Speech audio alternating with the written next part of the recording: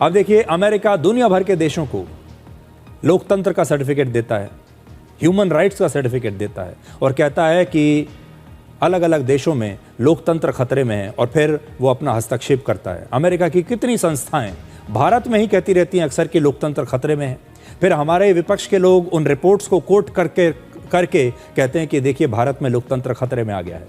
लेकिन अब खुद अमेरिका के ही लोग कह रहे हैं कि डोनाल्ड ट्रंप की वजह से अमेरिका में लोकतंत्र खतरे में है।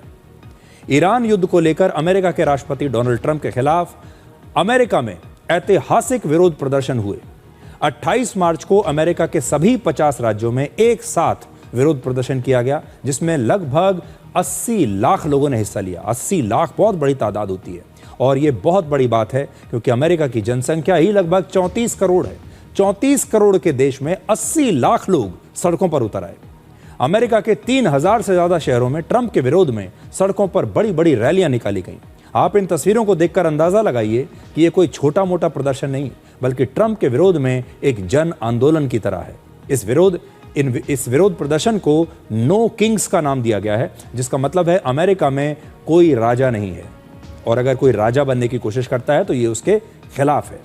प्रदर्शनकारियों के हाथों में no kings, no war with Iran, make America Trump less again और सेव डेमोक्रेसी जैसे पोस्टर्स और बैनर्स हैं। आप तस्वीरों में देखिए।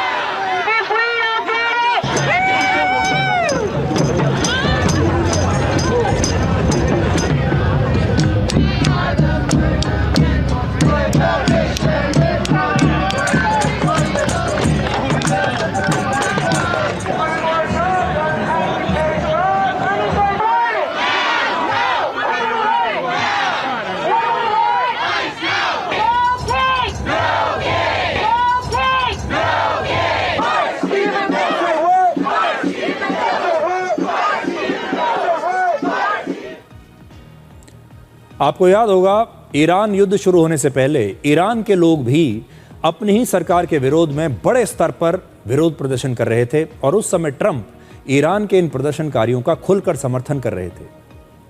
तो देखिए, युद्ध से पहले ईरान में प्रोटेस्ट चल रहे थे अपनी सरकार के खिलाफ, लेकिन एक महीने के युद्ध के बाद हालात बिल्कुल बदल गए। अब ईरान में विरोध प्रदर्शन बंद हो चुके हैं और इस युद्ध के बाद ईरान के लोग अपनी सरकार के साथ आकर खड़े हो गए हैं। मतलब इस युद्ध ने ईरान के लोगों को बिल्कुल एकता के सूत्र में बांध दिया है। अमेरिका के हमलों ने ईरान की जनता को उसी सरकार के साथ एकजुट कर दिया है जिसके खिलाफ सिर्फ 2 महीने पहले तक हजारों लोग सड़कों पर उतरकर प्रदर्शन कर रहे थे। लेकिन अब अमेरिका में खुद ट्रंप के खिलाफ विरोध प्रदर्शन शुरू हो गए। ट्रंप ईरान में सत्ता परिवर्तन करना चाहते थे, लेकिन अब खुद अमेरिका के लोग ही ट्रंप की सत्ता बदलने की मांग कर रहे हैं। लाखों प्रदर्शनकारी ईरान युद्ध का वहां पर विरोध कर रहे हैं और उनका कहना है कि यह युद्ध लंबा और अंतहीन हो सकता है और इसकी कीमत अमेरिका के लोगों को चुकानी पड़ेगी। ईरान युद्ध के अलावा ये लोग ट्रंप की इमिग्रेशन पॉलिसी का भी विरोध कर रहे हैं। अब अमेरिका के लोग ट्रंप को लोकतंत्र के लिए खतरा बता रहे हैं। इनका आरोप है कि ट्रंप की नीतियां तानाशाही की तरफ जा रही हैं, जो लोकतंत्र के लिए खतरा है, और इसी वजह से इन विरोध प्रदर्शनों को नो किंग्स का नाम दिया गया है। सबसे बड़ी बात यह है कि इन विरोध प्रदर्शनों में आम जनता के साथ साथ अमेरिका के बड़े बड़े नेता, अभिनेता और सेलिब्रिटीज भी हैं। हॉलीवुड के एक मशहूर अभिनेता रॉबर्ट डे नीरो इन प्रदर्शनों की मुखर आवाज बन गए हैं और उनका कहना है कि ट्रंप अमेरिका की आज़ादी, सुरक्षा और लोकतंत्र के लिए एक बड़ा खतरा है। अब आप सोच रहे होंगे कि ये नो किंग्स प्रोटेस्ट क्या होता है और ये कब शुरू हुए। इस साल ट्रंप के विरोध में नो किंग्स की ये तीसरी बड़ी रैली है। इससे पहले इसी साल जनवरी और फरवरी में भी ऐसे ही विरोध प्रदर्शन हुए थे। जनवरी में ट्रंप के खिलाफ शुरू हुआ गुस्सा फरवरी में और बढ़ा और ईरान युद्ध ने अमेरिका के लोगों के इस गुस्से को एक बड़े विस्फोट में बदल दिया और इसीलिए अब लाखों लोग सड़कों पर उतरकर नो किंग्स रैली में हिस्सा ले रहे हैं। नो किंग्स रैली का एक लंबा इतिहास रहा है। वर्ष 1776 में अमेरिकी क्रांति के दौरान वहां की जनता ने पहली बार no king only people's rule का नारा दिया था। मतलब कोई राजा नहीं, सिर्फ जनता का शासन। उस समय अमेरिका ब्रिटेन की राजशाही के अधीन था, यानी अमेरिका ब्रिटेन का गुलाम था और किंग जॉर्ज III अमेरिका के राजा थे। ब्रिटेन की राजशाही के विरोध में अमेरिका में यह नो किंग्स आंदोलन शुरू हुआ और 1776 में किंग जॉर्ज के खिलाफ जो नारा था, आज वही नारा अमेरिका की सड़कों पर गूंज रहा है। यानी नो किंग्स सिर्फ ट्रंप के विरोध में सिर्फ एक नारा नहीं, बल्कि अमेरिका की जनता की एक ऐतिहासिक चेतावनी है, जिसका संदेश यही है कि अमेरिका एक बार फिर राजा से आज़ाद होना चाहता है और अब किसी नए राजा को स्वीकार नहीं करेगा।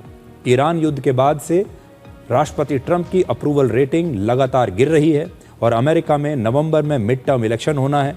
अगर जल्द ही ट्रंप ईरान युद्ध को कंट्रोल नहीं कर पाए तो उन्हें और उनकी रिपब्लिकन पार्टी को इसकी महंगी कीमत चुकानी पड़ सकती है और ये नो किंग्स रैली अमेरिका की राजनीति में एक बड़ा टर्निंग पॉइंट बन सकती है।